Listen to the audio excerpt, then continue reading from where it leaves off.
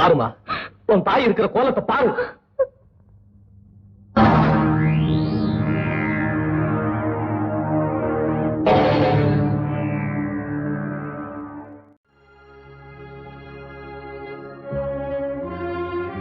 பல பேருடைய அணைப்புல கொஞ்சிக்கிட்டு குலாவிக்கிட்டு கேவலம் பேர் புகழுக்காக இந்த அவலமான வாழ்க்கையை நடத்திக்கிட்டு இருக்காளே, சொல்லுமா, இவளை அவன் தாயின்னு கூப்பிட நினைக்கிற?